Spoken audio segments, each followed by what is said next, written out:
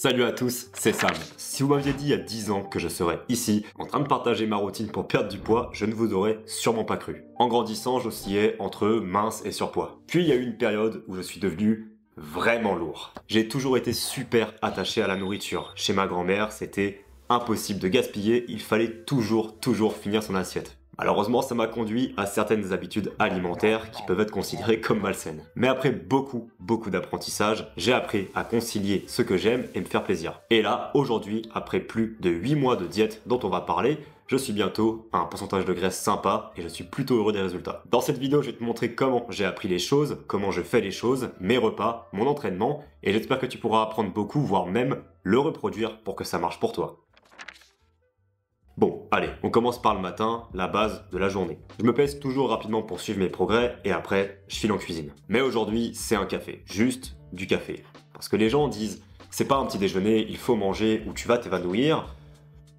Regardez-moi faire. Je connais beaucoup de personnes qui font ça, avec qui ça marche pour moi. C'est léger, c'est simple et surtout, je garde mes calories pour plus tard, le plus important dans ma routine. Mais si vous avez vraiment faim, bien sûr, prenez un yaourt, une banane, mais ne faites pas d'énormes petits-déj. Je ne pense pas que ce soit nécessaire. À partir du café, généralement, je travaille toute la matinée jusqu'au repas du midi. Je n'ai pas toujours été très malin et intelligent en cuisine. À l'époque, je cuisinais comme un débutant qui n'avait aucune base dans les calories ou la nutrition. Je faisais du poulet, des bonnes protéines certes, mais je l'aspergeais de crème et d'huile d'olive, donc forcément, ça ne marchait pas. Je préparais un plat sain qui, en réalité, faisait 1500 calories. Et j'ai le souvenir d'une semaine où j'ai pris 2 kilos, je ne savais pas pourquoi, ça allait super vite. Je n'avais aucune connaissance. Et ça, je pense que ça a été un de mes déclics. J'ai commencé à apprendre les aliments, à les peser, à trouver des alternatives et à regarder des vidéos de gens qui cuisinaient mieux que moi pour déjà mieux cuisiner, parce que tu ne pourras pas apprendre sans regarder quelqu'un cuisiner, et surtout réfléchir à ce que je pouvais changer dans mes recettes pour que ce soit moins calorique.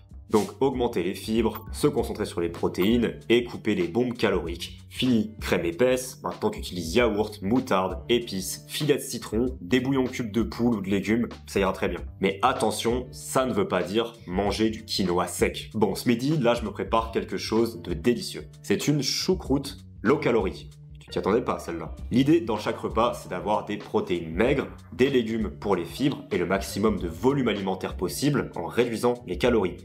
C'est peut-être dur, mais tu vas comprendre. En fait, pour ne pas se priver, on va créer des repas qui sont énormes en volume, c'est-à-dire que tu as beaucoup à manger, mais pour le moins de calories possible, ce qui te permettra de manger énormément et avoir la sensation de manger beaucoup, sans pour autant te faire du mal sur la diète. Donc dans cette choucroute, j'ai 400 g de choux, 100 g de saucisses, 30 g de lard et 200 g de pois chiches, ce qui fait un total de 720 calories, 56 g de glucides ou sucre, 37 g de graisse et 38 g de protéines. Et surtout, 25 grammes de fibres. Il y a peut-être un peu trop de sel, mais je vais le suer cet après-midi, donc c'est pas grave. La recette sera mise dans la description si vous voulez voir ça. Passons à l'après-midi, c'est mon moment pour être actif. Et je varie, des fois je vais à la salle, je fais de la muscu, des fois je fais du volley, des fois des courses, des fois des sprints, de la pliométrie, tout y passe. Et aujourd'hui, c'est volley suivi de quelques petits sprints. Je ne fais que des sports que j'aime, qui me motivent et dans lesquels je peux progresser. Ça permet de rendre le sport fun, l'activité physique fun. Si vous avez du mal à faire du sport, ne vous enfermez pas dans une activité. Faites comme moi, faites un peu de tout. Allez courir, faites de la corde à sauter, parfois faites du crossfit, faites de la muscu, faites du sport, bougez. Parce qu'avant, je détestais l'exercice. D'ailleurs, ça fait pas longtemps que j'aime vraiment ça. Je me traînais au sport quand j'étais jeune et j'ai essayé 10 sports différents, si ce n'est pas plus. J'ai essayé le judo, l'aviron, le tennis, le rugby, le taekwondo, puis un jour, un ami que j'avais rencontré sur un jeu vidéo en ligne m'a dit « Viens, on fait du parcours ». Et donc j'étais tout sauf athlétique, je n'avais jamais vraiment fait de sport, donc imaginez faire du parcours, un truc qui demande une coordination de fou. Mais ce sport m'a appris que tu devais t'amuser lorsque tu fais du sport.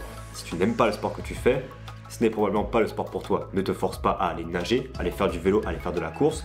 Tu peux essayer de nombreuses activités et en aura une à un moment qui va te procurer un plaisir fou et qui te permettra d'avoir plus de sport dans tes journées. Maintenant, après le sport, je ne grignote pas trop, sauf si jamais je dois complémenter les protéines dans la journée.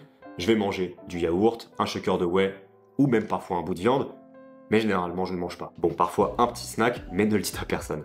Passons au dîner, c'est ma récompense. Je vais manger beaucoup de volume, beaucoup de calories, beaucoup de nutriments, beaucoup de fibres, beaucoup de protéines et un maximum de plaisir. Voici la recette du soir. Le but pour moi, c'est de ne pas me priver et manger autant que je veux des saveurs dont j'ai envie dans la journée. C'est pour ça que je mange léger le midi pour ne pas trop prendre de calories et que l'après-midi, au max, je prends un snack et je me dépense énormément. Mais pendant longtemps, je pensais qu'un dîner sain, ça devait être basique. Ça devait être du quinoa avec des patates et des carottes sèches à côté. Mais tu peux vraiment apprendre à cuisiner, combiner les cultures, t'amuser, essayer des épices, essayer des saveurs. Tout ça, ça te permettra de mieux perdre du poids parce que tu vas adorer ce que tu manges et ce ne sera pas une corvée ou une punition. Prenez l'exemple de ce soir, c'est une recette que je suis en train de travailler pour la mettre sur mon livre de recettes. C'est complexe, c'est fun, c'est délicieux et ça remplit bien. On termine donc avec à peu près 2400 calories dans la journée en arrondissant vraiment vers le supérieur. Imaginons même que j'ai mangé 1600 calories ce soir, je n'ai pas encore mangé. Eh bien, pour la perte de poids, c'est quand même bon.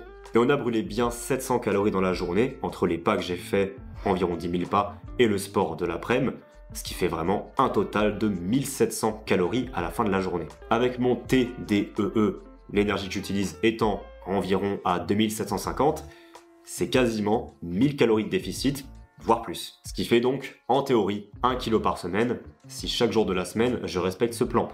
Mais ne vous inquiétez pas, le week-end, il y a quelques bières qui viennent un peu casser l'équation. Si je devais résumer, pour perdre du poids, apprendre à perdre du poids et gérer ta nutrition, il faut apprendre à aimer le chemin.